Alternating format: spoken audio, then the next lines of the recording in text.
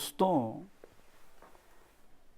Democracy में चुनाव होना बहुत ही ज़रूरी है। इलेक्शंस के थ्रू ही हम यानी जनता, वोटर्स अपने अधिकार की रक्षा करते हैं और वैसे लोगों को चुनकर सरकार चलाने की जिम्मेदारी देते हैं जिनके बारे में हमारी उम्मीदें होती हैं कि वो अच्छा काम करेंगे, लोगों की भलाई के लिए काम करेंगे। लेकिन आप देखेंगे कि चुनाव तो हमारे यहाँ, हमारे मुल्क में हो रहे हैं और मीडिया भी चुनाव को खूब कवर करता है। लेकिन कहीं ना कहीं पॉलिटिशियंस हों या फिर पत्रकार हों,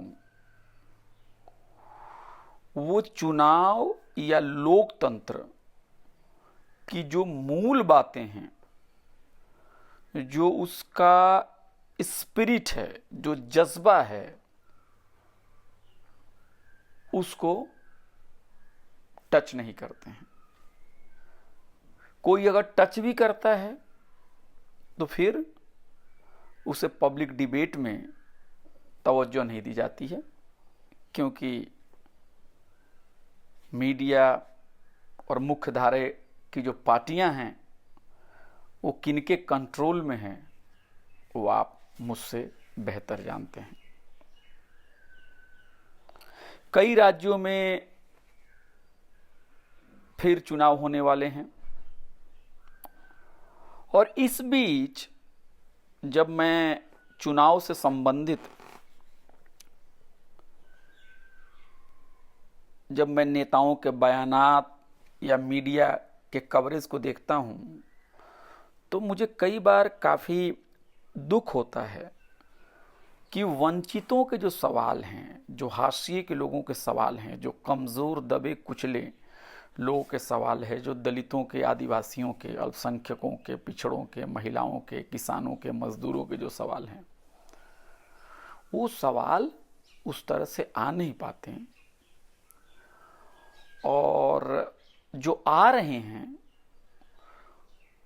या जो बातें हो रही हैं वो बहुत ही सतही बातें हैं। एक नेता किसी दूसरे नेता के ऊपर व्यक्तिगत आरोप लगा रहा है, व्यक्तिगत कमेंट कर रहा है। एक ग्रुप दूसरे ग्रुप के लीडर की हर बातों की बुराई करने के लिए दिन भर सोशल मीडिया पर एक्टिव हैं और दूसरा ग्रुप, तीसरे ग्रुप के जो लीडर हैं उनकी किरदार कशी करने के लिए आईटी सेल पे लाखों रुपया, करोड़ों रुपया खर्च कर रहे हैं। और हम क्या होते हैं, हम अक्सर इस धारा में या उस धारा में बह जाते हैं। लेकिन जो हमारे अपने मसाइल हैं, जो लोकतंत्र के मसाइल हैं, जो चुनाव से संबंधित जो मसाइल हैं, जो हमारे रिप्रेजेंटेशन के जो मसाइल हैं, जो हमारे हक और हुकूक के मसाइल हैं, वो दरकिनार हो जाते हैं। तो ये बैकग्राउंड है और इस बैकग्राउंड के पीछे क्या हम सोच सकते हैं, क्या रास्ता हो सकता है,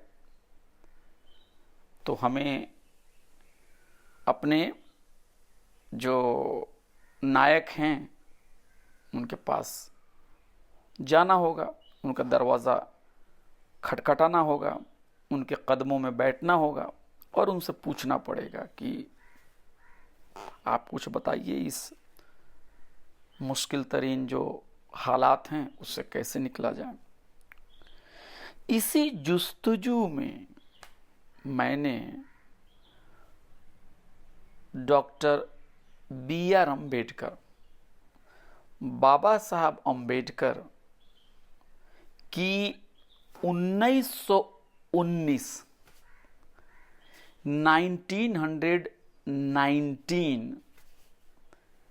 की साउथ बोरो कमिटी के सामने कही गई बातों को मैं फिर से आपके सामने दोहराना चाहता हूं। अब आप लोग कहेंगे कि ये साउथ बोरो कमिटी क्या है? तो चुनावी सुधार के लिए ब्रिटिश हुकूमत ने साउथ बोरो कमिटी का गठन किया था और इस कमिटी के सामने जितने भी मुख्तलिफ पार्टियां जो थीं, जो लोग थे, वो अपने विचार, अपने ख्यालात पेश कर रहे थे। और यह बात है 1919 की। डॉक्टर अंबेडकर की जो कलेक्टेड राइटिंग्स है, जिसे ministry of social justice and empowerment government of India ने जो छापा है, उसके जो अंग्रेजी वाले जो उनके स्पीचेस हैं, उसमें वॉल्यूम नंबर 1 में अंबेडकर जी का जो ये स्टेटमेंट है कॉन्स्टिट्यूशनल रिफॉर्म्स और फ्रेंचाइज के बारे में, ये जो है इसमें दर्ज है। अगर आप चाहें तो वॉल्यूम नंबर 1 में जाके आप इसे पढ़ सकते हैं। ये तकरीबन आपको 240 पेज से लेके तकरीबन 280 पेज के करीब तक है, यानी 30-40 पेज का ये स्टेटमेंट है। फिर से बता दूं, डॉक्टर अंबेडकर जी के जो इंग्लिश स्पीचेस, इंग्लिश वाले जो कलेक्टेड राइटिंग्स हैं, जो राइटिंग्स और स्पीचेज हैं, अंग्रेज़ी वाले जो खंड है, हिंदी वाले हैं उसमें नहीं, अंग्रेज़ी वाले में, हिंदी वाले में भी होंगे, लेकिन उसमें ज़रूरी नहीं है कि वॉल्यूम एक ही हो, उसमें वॉल्यूम बदल सकता है।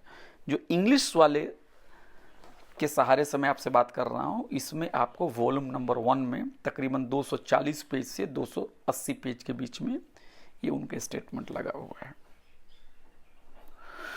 तो ये मैंने जब इसको फिर पढ़ा तो मुझे लगा कि चुनाव के इस माहौल में ये अंबेडकर जी की जो बातें हैं वो आपके सामने एक बार प्रस्तुत मैं करूं, क्योंकि ये आपके और हमारे हक और हुकूक से जुड़े हुए हैं। सबसे पहली बात जो याद रखने की है वो ये है कि लोकतंत्र है क्या, है ना, डेमोक्रेसी है क्या, है ना।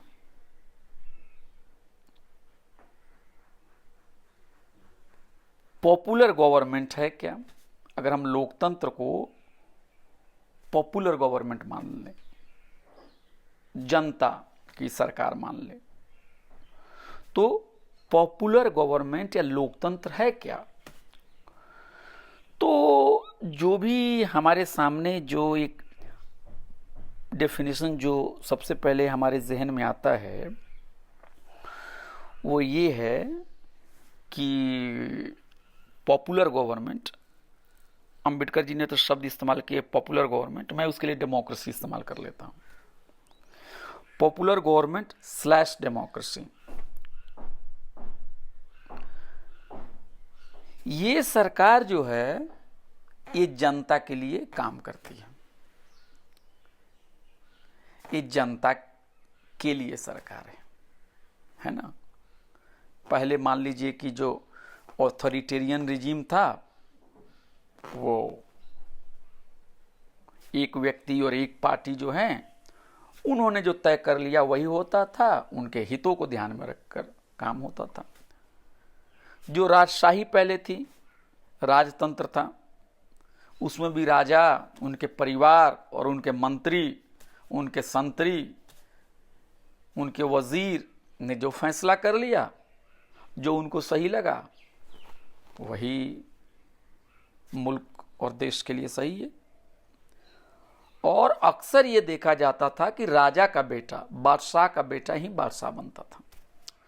तो इसमें कोई गरीब आदमी के लिए, किसी आम आदमी के लिए वहां पहुंचने की कोई गुंजाइश नहीं थी।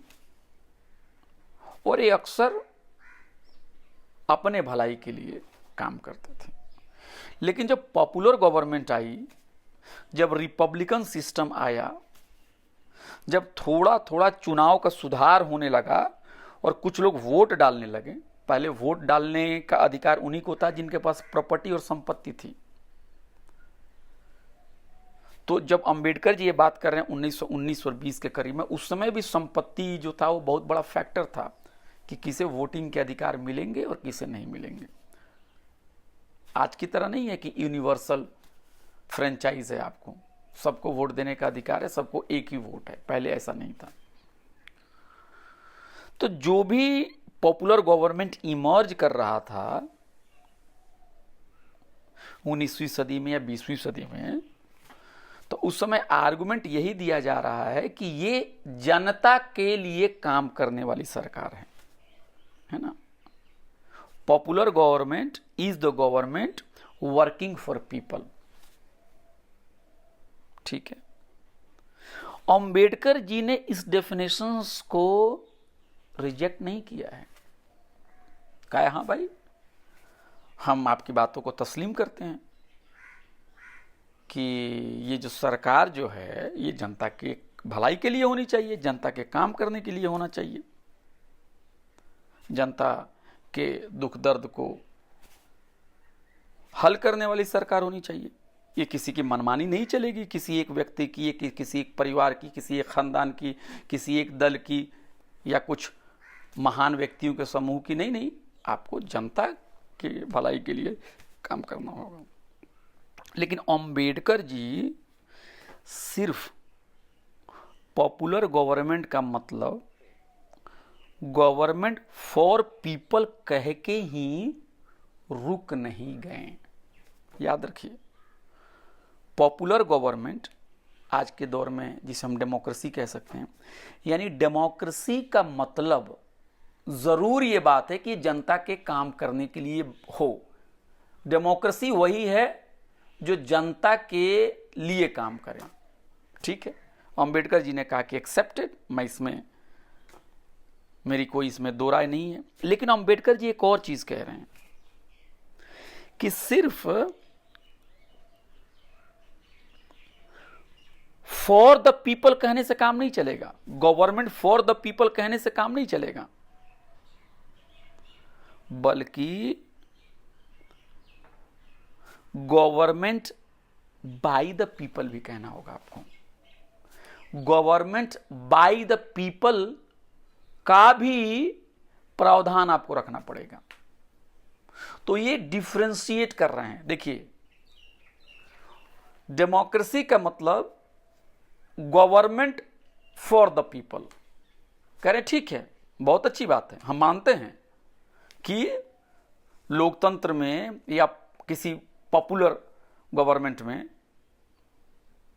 सरकार जो है वो जनता के काम के लिए होनी चाहिए। अगर जनता की काम नहीं करती है तो वो पॉपुलर गवर्नमेंट नहीं हो, डेमोक्रेसी नहीं है। लेकिन अंबेडकर जी उसमें कुछ ऐड कर रहे हैं, कुछ जोड़ रहे हैं कि सिर्फ जनता के लिए ही काम करना काफी नहीं है, बल्कि ये सरकार जनता के द्वारा भी चलाई जाए। यानी अगर अंग्रेजी में हम इसे कहें तो डॉक्टर बी आर अम्बेडकर कुछ यूं कहेंगे कि doctor B R Ambedkar has said that popular government is not only the government for the people but by the people। यानी लोगों की सरकार, लोकप्रिय सरकार, जनतंत्र, लोकशाही का मतलब है कि ये सरकार सिर्फ लोगों की भलाई के लिए ना हो, बल्कि वो भलाई का जो काम है वो लोग ही करें। अब आप कहेंगे, जैसे कि एक एग्जाम्पल दिया जाता है कि भैया सुनो, तुमको आम खाने से मतलब है कि आम का पेड़ गिनने से मतलब है ना? हम लोग को अक्सर कहा जाता है। अब इसको कुछ यूं समझिए, सरकार जो है वो काम करती है जनता के लिए, लेकिन सरकार क्या है? आप सरकार को क्या समझते हैं? पार्लियामेंट की बिल्डिंग, या सेक्रेटरिएट, या मिनिस्ट्री, या डीएम का ऑफिस, या बीडीओ या सीओ का ऑफिस, या पुलिस इंस्पेक्टर का ऑफिस, या एसपी का ऑफिस, या मुखिया विधायक का ऑफिस, या एमपी का ऑफिस, या राष्ट्रपति भवन? किसे समझते हैं आप सरकार? भाई सरकार बिल्डिंग तो नहीं हो सकती ना, क्योंकि बिल्डिंग में जान नहीं है। पार्लियामेंट की दीवारें जो हैं खुद से फैसला नहीं लेती हैं।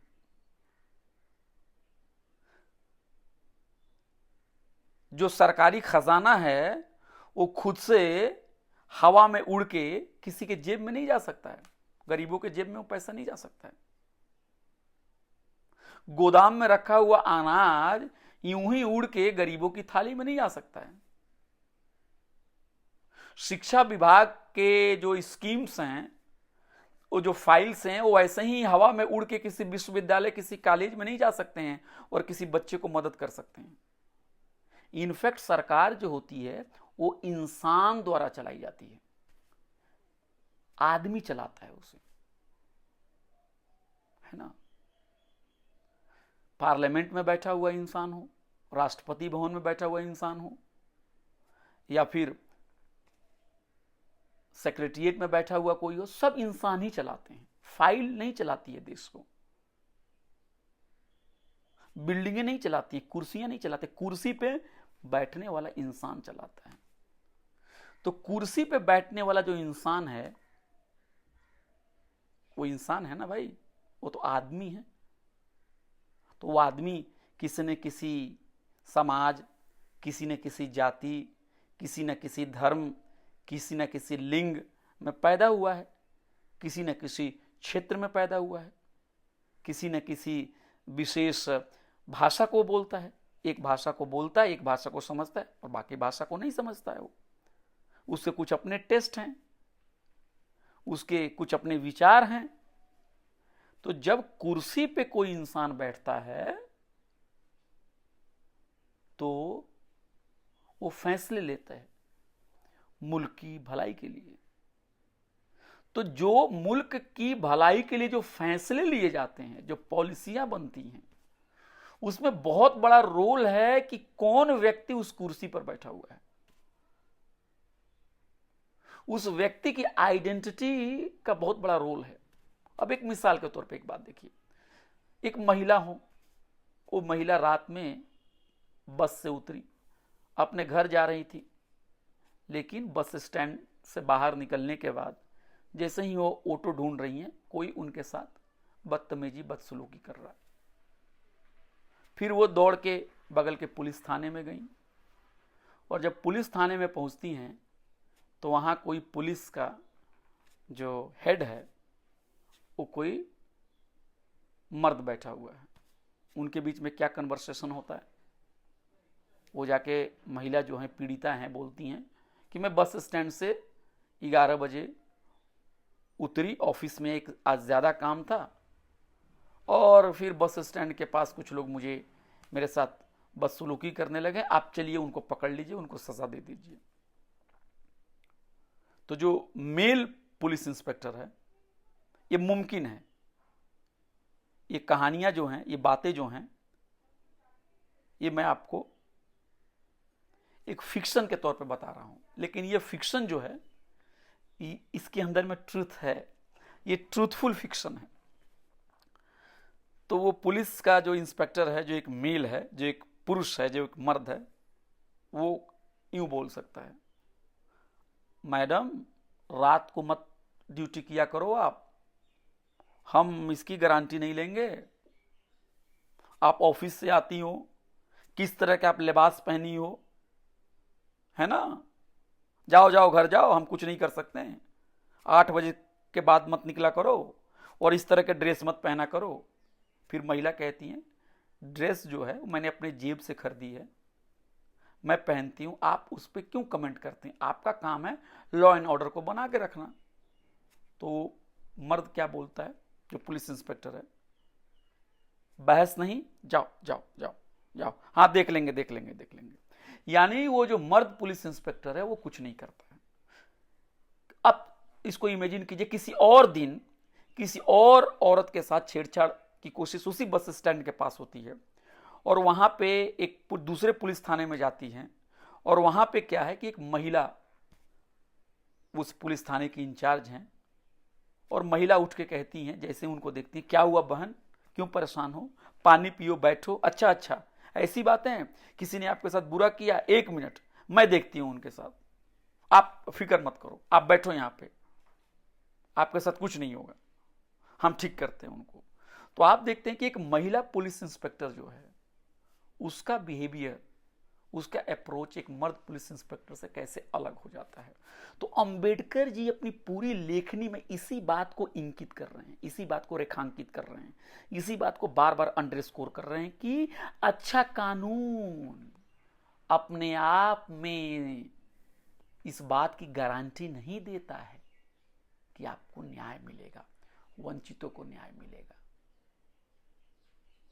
अगर कानून बुरा भी हो, लेकिन वंचित समाज के लोग पॉलिसीज मेकिंग में हो, फैसला साजी में हो, तो वो अपने समाज के लिए भला कर सकते हैं। लेकिन अगर वंचित समाज के लोग पॉलिसी साजी में ना हो, डिसीजन मेकिंग में ना हो, पार्लियामेंट में ना हो, सेक्रेटरिएट में ना हो, पुलिस थाने में ना हो, डीएम के ऑफिस में ना हो, जुडिशियरी में ना हो, मीडिया में ना हो, तो फिर अच्छा कानून होने के बावजूद भी न्याय नहीं मिल पाएगा।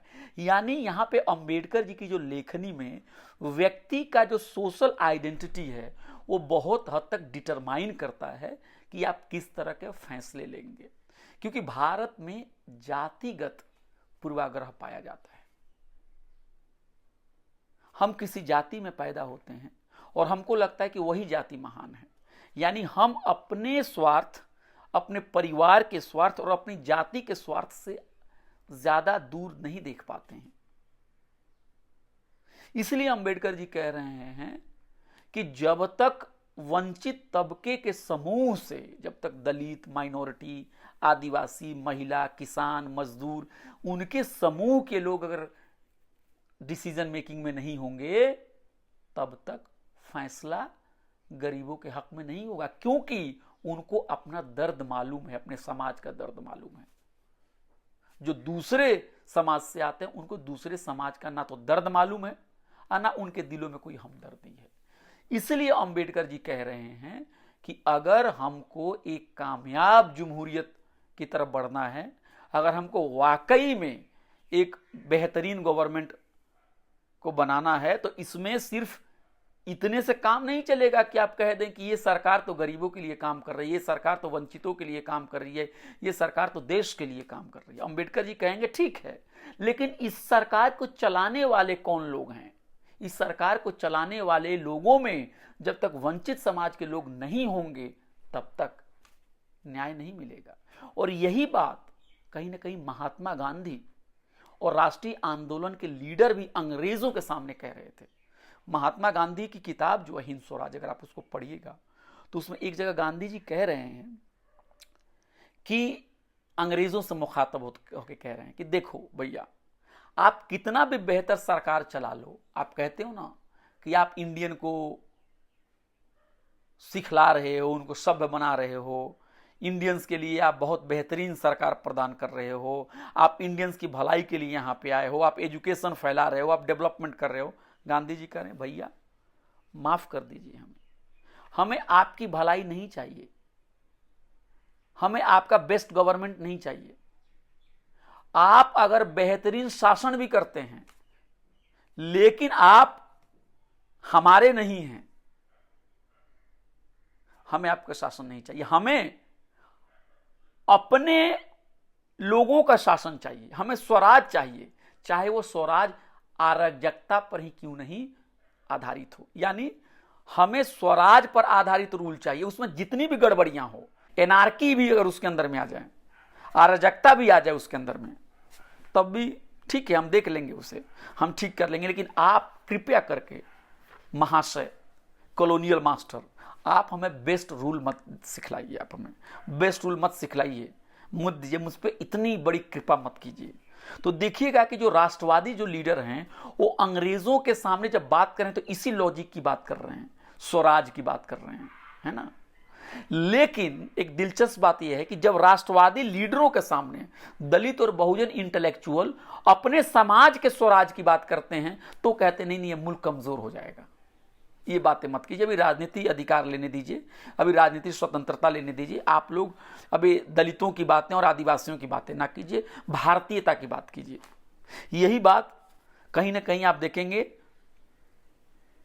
तो अबुआ राज की भी बात जो है, जो आदिवासियों के जो नायक हैं, जो आदिवासियों के जो आंदोलन है, वहां भी यही बात चल रही है, चाहे वो बिरसा मुंडा हो, चाहे जयपाल सिंह मुंडा हो। इन लोगों का भी यही कहना है कि हमें अपना राज अपने तरीके से चलाने दो, यानी हमें स्वराज दो।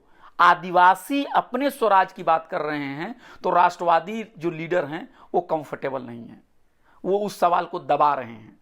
लेकिन भारतीयों के स्वराज के लिए वो अंग्रेजों से लड़ रहे हैं, इसलिए लड़ रहे हैं कि वो भारतीयों के नाम पर जो स्वराज उन्हें मिलेगा उसके कर्ता धर्ता वो बन जाएंगे, उसके मंत्री वो बन जाएंगे, उसके शासक वो बन जाएंगे। लेकिन दलितों ने और आदिवासियों ने जब अपने स्वराज की बात की तो उनको हिस्सा देना होगा, तो थोड़ा सीने में दर्द हो रहा है। तो यही बात अंबेडकर जी भी कह रहे हैं कि सिर्फ सरकार भलाई के लिए काम कर रही है ये जरूरी नहीं है। यही बात गांधी जी भी कर रहे हैं कि सिर्फ अंग्रेज हमारी भलाई के लिए काम कर रहे हैं ये जरूरी नहीं है, ये काफी नहीं है। यही बात बिरसा मुंडा भी कर रहे हैं कि आप हमारे भलाई के लिए काम कर रहे हैं ये काफी नहीं है, बल्कि सरकार चलाने का जो काम है वो हम खुद अपने हाथों में लेंगे। यही तो स्वराज है। और ये बात अंबेडकर जी भी कह रहे हैं कि गवर्नमेंट जो है वो फॉर द पीपल जो है वो काफ़ी नहीं है, बल्कि गवर्नमेंट बाय द पीपल भी बहुत महत्वपूर्ण है।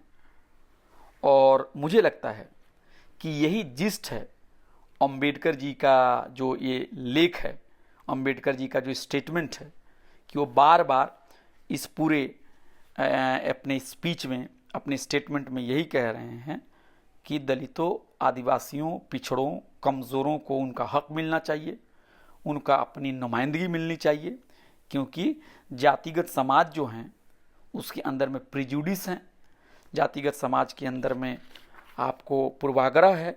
तो एक बेहतर सरकार वही हो सकती है जो सरकार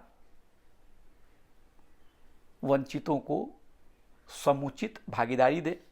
और अंबेडकर जी ने बाद के दिनों में एक अपना जो एक छोटी जो पुस्तक लिखी है स्टेट्स एंड माइनॉरिटीज, उसमें उन्होंने कहा है इफेक्टिव और प्रोपोर्शनेट रिप्रेजेंटेशंस के लिए। तो आज के चुनाव के दौर में इन बातों पे बात नहीं हो रही है कि वंचितों को कितनी सीटें मिल रही हैं, वंचितों के मसाइल किस हद तक सामने आ रहे हैं, वंचितों को कितनी भागीदारी मिल रही है। पूरी बात जो है एक नेता, एक पार्टी, दूसरे नेता, दूसरी पार्टी पे कीचड़ उछालने में और रील्स बनाने में ही सारा का सारा समय चला जा रहा है।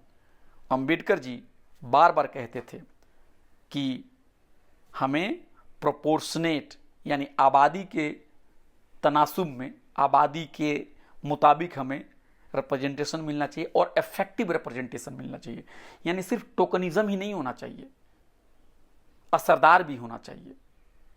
माइनॉरिटीज़ को, दलितों को एक तरह का वीटो पावर होना चाहिए कि आप उनके हितों के खिलाफ कोई भी पॉलिसी साजी नहीं करेंगे।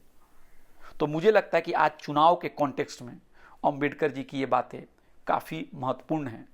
अंबेडकर जी की जो किताब स्टेट्स एंड माइनॉरिटीज़ हैं, उसमें भी इस कॉन्सेप्ट को आगे बढ़ाया गया है। किसी और रोज़ उस पर भी बात होगी। तब तक के लिए आपका बहुत बहुत शुक्रिया।